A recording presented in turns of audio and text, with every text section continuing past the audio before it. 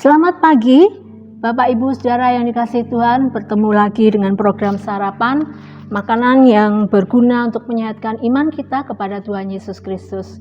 Pagi hari ini masih di dalam awal tahun yang baru, di minggu pertama tahun baru. Saya ingin mengucapkan selamat hari Natal dan selamat tahun baru 2021.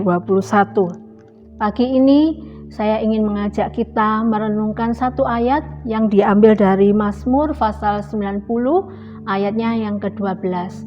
Mazmur 90 ayatnya yang ke-12. Demikian bunyinya, ajarlah kami menghitung hari-hari kami sedemikian sehingga hingga kami beroleh hati yang bijaksana. Bapak Ibu yang terkasih, Mazmur ini ditulis oleh Musa, seorang pemimpin besar yang bertugas untuk membawa bangsa Israel keluar dari Mesir. Tapi Musa mendapatkan panggilan itu pada usianya yang ke-80 tahun. Tidak pada saat dia masih sangat muda. Apakah itu yang menjadi dasar pemikiran Musa sehingga menuliskan ayat-ayat ini? Tapi apapun yang dituliskan ini memberikan kita satu pengajaran bahwa mari kita menghitung hari-hari kita supaya kita ini memperoleh hati yang bijaksana. Mengapa demikian? Karena seringkali kita melupakan bahwa hari-hari yang kita jalani adalah hari-hari yang kita lakukan untuk menjalankan kehidupan kita sendiri. Ada banyak waktu yang kita pakai, kita habiskan untuk menyelesaikan apa yang menjadi kepentingan diri sendiri, bukan kepentingan yang berkaitan dengan kehendak Tuhan. Ada banyak orang-orang yang menjalani waktu dengan sia-sia tanpa mengerti bahwa waktu-waktu yang dijalaninya itu ternyata tidak sesuai dengan kehendak Tuhan. 1 Petrus 4 ayat 2 mengatakan, supaya waktu yang sisa jangan kamu pergunakan menurut keinginan manusia, tetapi menurut kehendak Allah. Itu sebabnya di awal tahun baru ini setidaknya kita sudah mempunyai gambaran hari-hari yang kita sudah jalani di tahun sebelumnya, apakah betul-betul kita sudah menjalankan sesuai dengan keinginan Allah. Mari kita senantiasa hidup dan mengevaluasi langkah kita sebelumnya untuk kemudian kita membuat satu perencanaan baru di tahun yang baru ini. Efesus pasal 5 ayat 16 juga mengatakan, dan pergunakanlah waktu yang ada karena hari-hari ini adalah jahat. Banyak orang yang tidak waspada dengan waktu-waktu yang dilakukan sehingga melakukan segala sesuatu dengan kesia-siaan, melakukan segala pekerjaannya yang tidak sesuai dengan apa yang Tuhan mau. Bapak Ibu Saudara yang dikasihi Tuhan, kalau kita sudah mengevaluasi tahun yang kemarin, tentunya kita sudah mulai punya catatan apa yang akan kita lakukan di waktu-waktu yang akan datang. Mari kita meningkatkan efisiensi waktu kita di tahun yang akan datang. Mungkin ada banyak waktu yang kita habiskan untuk kepuasan diri kita sendiri, dan padahal waktu-waktu yang itu seharusnya bisa kita lebih banyak pergunakan untuk melakukan kehendak Tuhan. Kita mau memulai melakukan segala sesuatu dengan perencanaan di tahun 2021 ini. Mengapa? Karena tanpa orang merencanakan, tanpa punya tujuan yang jelas, orang akan merasa bahwa kehidupannya tidak ada semangatnya, tidak ada kepastian apa yang akan dilakukan, sehingga semuanya itu menjadikan satu kebosanan, tidak punya arah, bahkan mungkin hal-hal yang penting, hal-hal rohani menjadi hal-hal yang diremehkan. Bapak Ibu Saudara yang dikasihi Tuhan, kalau kita melihat kehidupan Musa, baru dipakai oleh Tuhan di usia yang lanjut. Tetapi kita melihat satu tokoh lagi, yaitu Yusuf. Di dalam Kejadian pasal 37, Bapak Ibu bisa baca sendiri. Di sana diungkapkan mulai sejak dia masih anak-anak, Tuhan sudah menitipkan melalui mimpinya suatu visi di dalam kehidupannya. Saat dia bercerita kepada orang tuanya, kepada kakak-kakaknya tentang visi itu, bahkan orang tuanya pun menganggap masa orang tuanya akan menyembah dia. Itu di pasal 37 ayat yang ke-10. Tetapi hari-hari berikutnya, ketika visi ini sudah menjadi bagian dalam kehidupan Yusuf, hari-hari yang dijalaninya tidak menampakkan bahwa visi itu betul-betul real. Mengapa? Karena justru dari cerita tentang visi ini, Yusuf mengalami penganiayaan. Pertama-tama dimasukkan ke dalam sumur, dijual kepada bangsa Ismail, kemudian dibeli oleh Potifar, bekerja di sana, tetapi dia kembali mengalami penganiayaan. Dia difitnah sampai akhirnya dimasukkan penjara.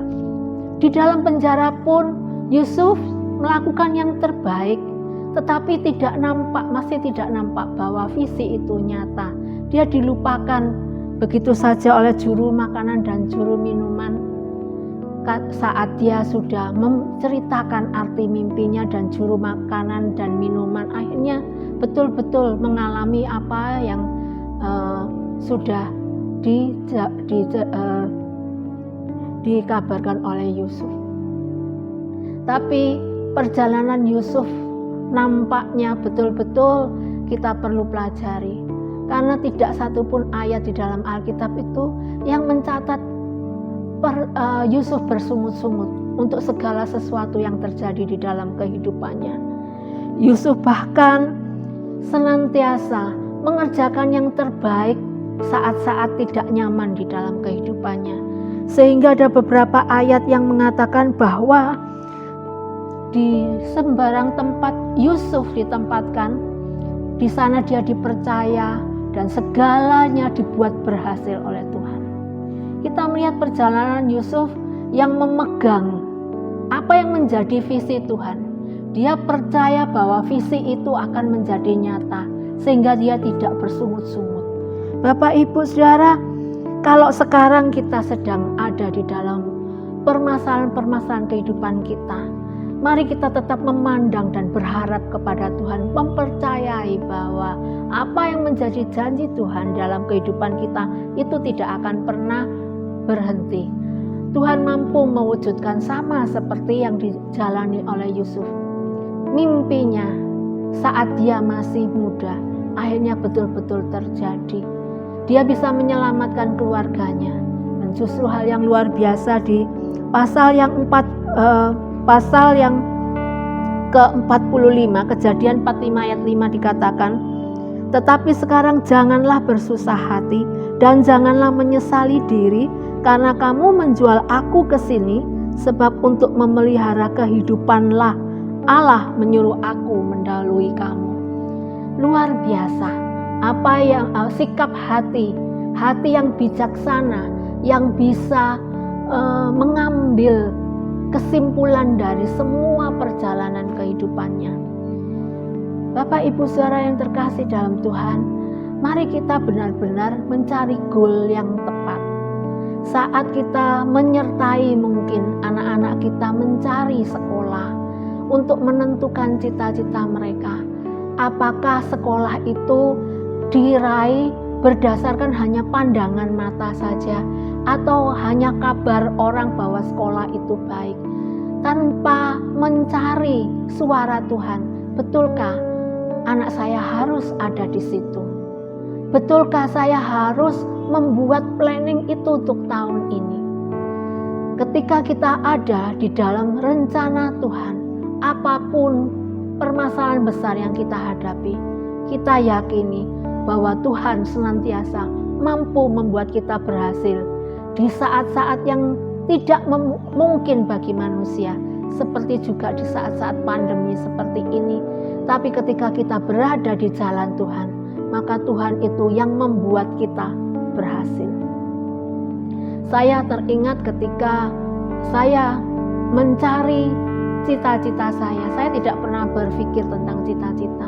Tetapi ketika saya lulus SMP, gereja waktu saya masih di Surabaya menggelar satu retreat yang mengumpulkan semua lulusan baik SMP atau SMA dikumpulkan dalam satu retreat, dan di sana panggilan Tuhan nyata untuk saya menjadi seorang guru. Dan hanya saat itu retreat semacam itu diadakan di tahun itu. Kalau saya merenungkan saat ini, saya merasa bersyukur karena dari sejak awal Tuhan sudah memfokuskan saya untuk menjadi guru. Ketika kakak saya melarang saya menjadi guru karena saat-saat itu panggilan menjadi seorang guru itu rasanya tidak bisa mencukupi kehidupan. Tetapi Tuhan memperjelas, saya harus, oleh kakak saya harus daftar ke SMA, tidak boleh ke SPG.